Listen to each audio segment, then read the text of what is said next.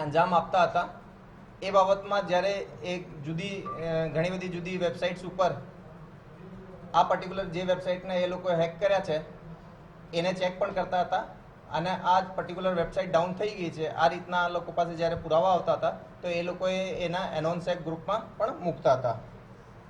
અને આપણી જસ્ટ જાણ માટે કે ભાઈ એ લોકોએ લગભગ એપ્રિલ મહિનામાં લગભગ 50થી વધારે ઇન્ડિયન અને સ્ટેટ ગવર્મેન્ટની જે વેબસાઇટ્સ છે એના ઉપર આવા અટેક્સ કર્યા છે. જ્યારે એ લોકો અટેક કરતા હતા અને પછી એના જે પુરાવા મૂકતા હતા તો એમાં ઘણા બધા આવા રેડિકલ લાઇનના જે સ્ટેટમેન્ટ્સ જે છે જે આની મંશા બતાવે છે એ બધા પણ લખતા હતા. જેમ કે hi India we just took down your financial shield and servers એ રીતના સ્ટેટમેન્ટ સાથે મૂકતા હતા. 7 મહિના દિવસે પણ એ લોકોએ 20થી વધારે વેબસાઇટ ઉપર આ રીતના અટેક્સ કર્યા હતા અને એ વિશે પણ જ્યારે એ લોકો એના પુરાવા એના ચેનલ ઉપર મૂકતા હતા તો એ બાબતે પણ એ લખ્યા છે કે India May have started it but we will be the one two finish it. આ રીતના સ્ટેટમેન્ટ્સ આ લોકોની મંશા દર્શાવે છે. અને એ લોકોએ જે 50થી વધારે જે વેબસાઇટ છે વિવિન defence, finance, aviation, urban development અને સ્ટેટ ગવર્મેન્ટની વેબસાઇટ છે એના ઉપર આ લોકોએ આ રીતના અટેક્સ કરતા હતા.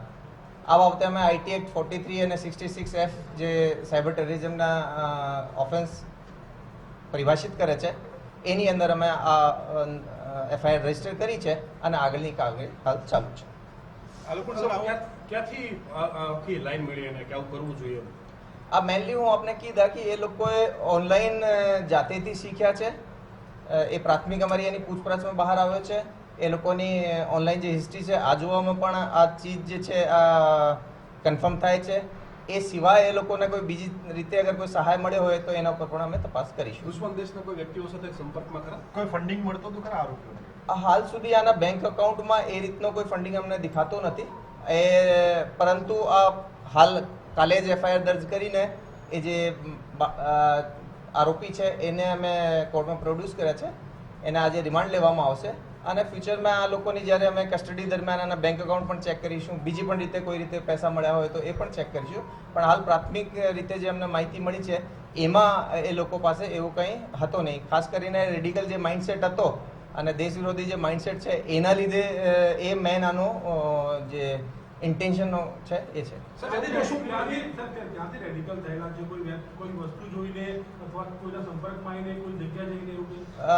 મેનલી ઓનલાઈન જ રેડિકલાઇઝેશન આ બાબતે કહી શકાય છે. આરોપીઓ સર શું કરતા હતા? હું કીધા કે એ આરોપીઓ જે ભણે છે અને સાથે સાથે આ પર્ટિક્યુલરલી સાયબર ટેરરિઝમના સેક્ટરમાં હેકિંગના ક્ષેત્રમાં ઘણા બધા જાણકાર છે. બેકગ્રાઉન્ડ શું છે સાહેબ? આ બધી ડિટેલ્સ જે છે એ હું આપને જે એના ફોલોઅપ સ્ટોરી છે એની અંદર આપને કહીશ. ફોલોવર્સ કેટલા હતા સાહેબ ચેનલમાં? એ ફોલોઅર્સ હન્ડ્રેડ્સમાં છે. ઘણી બધી વખતે કારણ કે ફોન અમે લઈએ છીએ તો આપણને બધાને ખબર છે કે ટેકનિકલ એવિડન્સ સહેજવા માટે અમે એને સીધા એફએસએલમાં ફોરવર્ડ કરીએ છીએ. આની મેમ્બરશિપ કેટલી છે, ઘણી બધી મેમ્બરશિપ્સમાં ફોન નંબર ના હોય, ફક્ત આઈડીઝ દેખાતી હોય તો એ બધી ચીજો અમે જોતા નથી. અમે સૌથી પહેલાં એને એસઓપી પ્રમાણે એફએસએલ મોકલી આપીએ છીએ. એફએસએલ એને જે ચેન ઓફ કસ્ટડી છે એ બરકરાર રાખતા અમને જે સ્ક્રીનશોટ્સ વગેરે અને એના જે ડેટાનો જે બેકઅપ છે એ આપે છે. એના ઉપરથી અમે પ્રાથમિક એફઆઈઆર રજીસ્ટર કરી છે. હવે એની જે ડિટેલ ચકાસણી છે એ અમે કરીશું. આ સિવાય પણ ઘણા બધા બીજા મુદ્દાઓ પણ એના ફોનમાંથી મળ્યા છે, પરંતુ અમે એને ડ્યુરિંગ ઇન્વેસ્ટિગેશન અમે એને કાગળ ઉપર લાવીશું.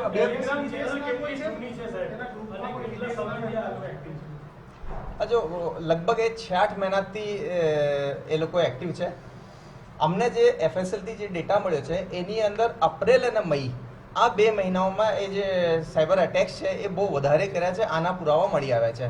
આ બધાને ખબર છે એની અંદર ઘણા જૂનો ડેટા હોય એ લોકો ડિલીટ કરી દેતા હોય, પરંતુ એ 2 મહિનામાં અમે કન્ફર્મ કહી શકીએ કે ઘણા બધા અટેક્સ એ લોકોએ જુદી વેબસાઇટ્સ ઉપર કર્યા છે. તાજેતરમાં સાહેબ એરપોર્ટ ઉપર ધમકી મળી, કોઈ નામચીન કહી શકાય ખરા કે જેણે ધમકીઓ આપી અથવા એટેક કર્યા હોય એવું કોઈ? ના, એ લોકોએ હાલ સુધી હું આપને કીધા કે એ લોકો અટેક આ સેક્ટરની વેબસાઇટ્સ ઉપર કરતા હતા. એ બાબતે ધમકી દેવાનો કંઈ પુરાવો નથી, પરંતુ એ વેબસાઇટ ઉપર અટેક કરીને અને એને એ લોકોએ જે વેબસાઇટ્સ ઉપર એ લોકોએ ચેક કરવાની એની સિસ્ટમ હતી કે આ વેબસાઇટ ખરેખર ડાઉન થઈ કે નહીં એના ઉપર વેરીફાઈ જ્યારે કરી લેતા હતા ત્યારે પછી એ લોકો એના જે ગ્રુપ છે એની ઉપર આ મૂકતા હતા. એમાં હાલ સુધી કોઈ ધમકી આપી હોય એવું કંઈ અમારી પૈસા તપાસમાં કેટલાક આવ્યું લેતા હતા પછી કોઈ ખંડણી બનતા હોય કે નહીં. હાલ સુધી એવો રેન્સમ અમાઉન્ટનો અમારી પાસે આવ્યો નથી. અને આના જે એફર્ટ્સ હતા, આપને બધાને ખબર છે કે જે વેબસાઇટ્સ હોય છે એમાં ઘણો બધો ફાયરવોલ હોય છે, પ્રોટેક્શન સિસ્ટમ જે હોય છે, એના લીધે કદાચ આના અટેક્સનો ઇમ્પેક્ટ જે છે એ પણ અમે એનાલિસિસ કરીશું,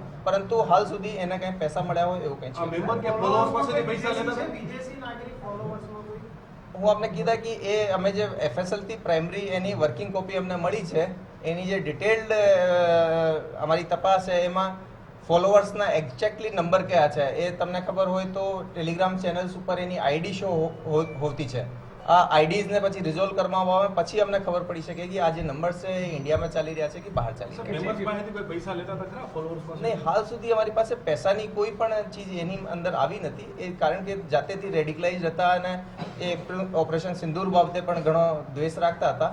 તો એનો મેન જે મોટો છે, જે કારણ જે એને મતલબ આ કામ કરવા માટે એક રીતે કહેવાય કે ભાઈ એ લોકોને પ્રોત્સાહિત કરતો હતો, આ મેન રીઝન આનો રેડિકલાઇઝેશન હતો. સર, કોઈ પિન પોઈન્ટ ખરો કે આ તરફ આ લોકો વળી ગયા એવી કોઈ વસ્તુ કે એવો કોઈ બનાવ કે એવી કોઈ ઘટના આ લોકો સાથે થઈ હોય? ના, હાલ નહીં, એવું કંઈ બહુ નથી આને કે ભાઈ આને કંઈ એ રીતની કોઈ ઘટના થઈ હોય જેના લીધે આવો થયો છે, એવું કંઈ પણ તપાસમાં આવતું નથી. આ લોકોએ સાયબરના ફિલ્ડમાં વધારે પડતું જ્યારે ઓનલાઈન એક્ટિવિટીઝમાં ઇન્વોલ્વ હોય અને એ દરમિયાન આના કારણે બધી રેડિકલ આઇટમ્સ જોવા મળતી હોય એના લીધે આ લોકો સર, પહેલો કેસ છે કદાચ આવો કઈ કઈ કલમ હેઠળ ગુનો નોંધવામાં આવ્યો છે, કેટલી કડક કાર્યવાહી ફરી વખત ગુનો તે માટે? જો આઈટી એક્ટ 43 અને જે 66F છે એની અંદર અમે એના વિરુદ્ધ એફઆઈઆર દર્જ કરી છે.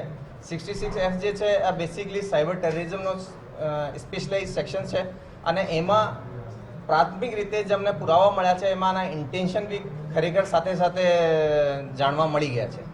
ઓકે, હિન્દી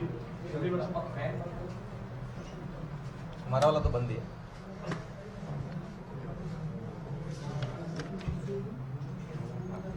સર, ગ્રુપનું નામ શું હતું એ ચેનલનું નામ?